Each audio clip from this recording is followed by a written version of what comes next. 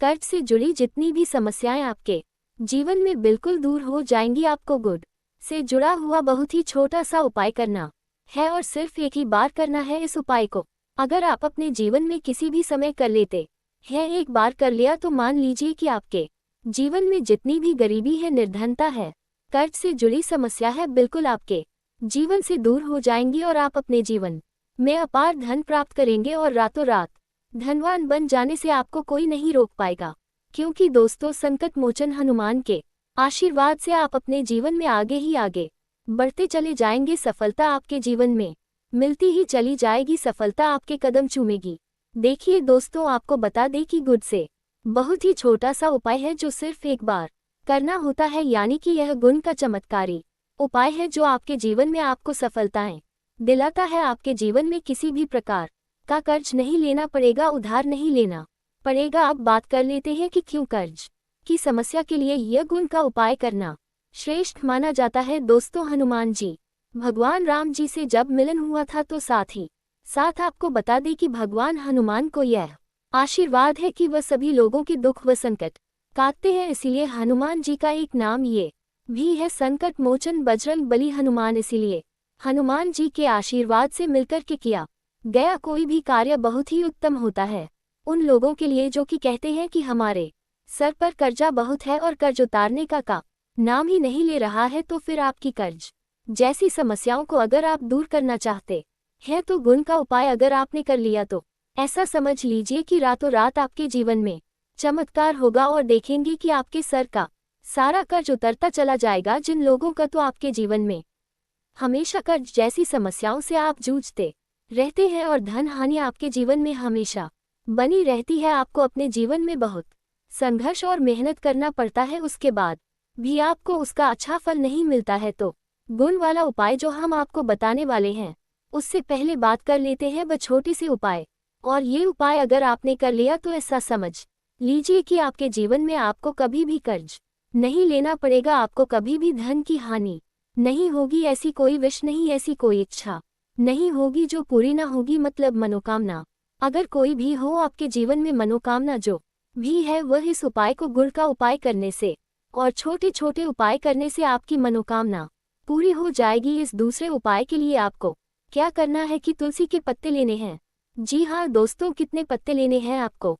तुलसी के 11 पत्ते ले सकते हैं। 11 पत्ते जो कि तुलसी के आपने लिए हैं, उन पत्तों से आपको एक माला बनानी है, ठीक है ना। अब तुलसी के पत्तों की ये माला आपको संकट मोचन हनुमान जी को पहना देना है। यह उपाय आप अपने घर के आसपास जहाँ कहीं भी कोई मंदिर देखे, हनुमान मंदिर हो, तो वहाँ पर आप इसे कर सकते हैं। क्योंकि जो व्यक्ति हनुमान जी को तुलसी के पत्तों की माला अर्पित करता है उससे उसकी जो भी मनोकामना होती है, मन ही मन हुई मनोकामना भी से पूर्ण हो जाती है। ऐसे में अगर आप माला पहनाने के बाद संकट मोचन हनुमान जी से अपनी मनोकामना को कह देते हैं तो संकट मोचन बजरंग बली हनुमान उस भक्त की सारी मनोकामनाओं को पूरा कर देते हैं। कोई भी ऐसी इच्छा, कोई भी ऐसी मनोकामना नहीं होती है जो वह अधूरा छोड़ दे। ये ऐसा उपाय है जो आपको सर्वश्रेष्ठ फलदायक होता है। अगर आपको अपनी मनोकामना को जल्दी से जल्दी पूरा करना है तो आप इस उपाय को करिए। दूसरा उपाय जो है गुण का उपाय है। गुण वाला उपाय कैसे करना है और कैसे आपको गुण वाले उपाय से रातों रात आपके जीवन से निर्धनता, कर्ज जैसी समस्याओं को दूर करना है और संकट मोचन हनुमान जी के आशीर्वाद से आपके अपने जीवन में कभी भी कर्ज लेना ही नहीं पड़ेगा। कर्ज जैसी समस्या वापस लौट कर के जीवन में आएगी ही नहीं। अब बात कर लेते हैं दोस्तों, व्यक्ति कर्ज लेता है, उसे चुका नहीं पाता है तो उसकी रातों की नींद उड़ जाती है और साथ ही साथ में हमेशा दिमाग में यही सोचता रहता है कि कैसे मैं इस कर्ज से बाहर निकलूंगा, कैसे मेरे जीवन से निर्धनता और गरीबी दूर होगी। अच्छा, आप सभी यह बात जानते होंगे कि बजरंग बली हनुमान कर्ज जैसी समस्या को दूर करने के लिए सबसे उत्तम देवता है। लेकिन आपको बता दें कि अगर हनुमान जी के लिए कुछ विशेष उपाय किए जाए तो ये सोने पर सुहागा साबित होता। बजरंग बली हनुमान कर्ज जैसी समस्या को दूर करने के लिए सबसे उत्तम देवता है। लेकिन आपको बता दें कि अगर हनुमान जी के लिए कुछ विशेष उपाय किए जाए तो ये सोने पर सुहागा साबित होता है। भगवान संकट मोचन हनुमान जी को सबसे प्रिय जो चीजें हैं, यदि आप उनका भोग लगाते हैं तो आपकी कई सभी मनोकामनाएं पूर्ण हो जाती है।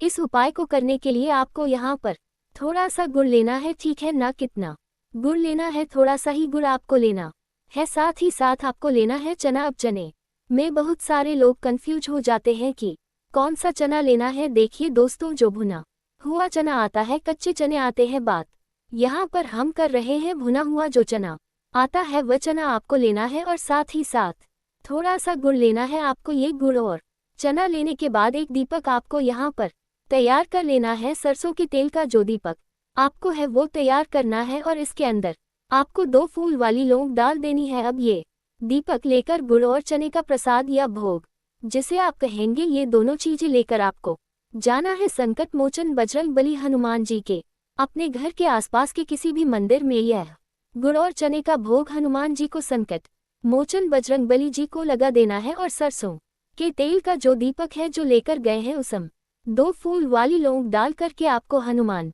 जी के आगे जला देना है। और यहाँ पर आपको एक बार हनुमान चालीसा का पाठ कर लेना है। अगर आप पाठ नहीं कर सकते हैं, समय नहीं है आपके पास, तो भगवान राम का नाम जितनी बार लेना है उतनी बार ले सकते हैं। कम से कम आप 108 बार तो जरूर ही लीजिए, या फिर 11-21 बार आप ले लीजिए, 51 बार ले सकते हैं। जितना ज्यादा आप भगवान राम जी का नाम लेंगे उतना ही आप देखिए आपके ऊपर बजरंगबली हनुमान मेहरबान होंगे। आज आप इस उपाय को करिए। अगर शाम के टाइम पर कर ले देते हैं तो ये और भी उत्तम है। ऐसा मान लीजिए कि जितना बड़ा भी संकट आपके जीवन में क्यों ना हो, धन से जुड़ा हुआ क्यों ना हो, आप कितना भी कर्ज क्यों ना हो, अगर पूरी सच्ची श्रद्धा के संकट मोचन बजरंगबली हनुमान जी से प्रार्थना की तो आपके जीवन से कर्ज जितना भी हो उसे दूर कर देते हैं और कर्ज जैसी समस्या वापस लौटकर आपके जीवन में नहीं आती है। तो जो लोग इस उपाय को कर चुके हैं उन्हें इसका रिजल्ट का पता है और वह जानते हैं कि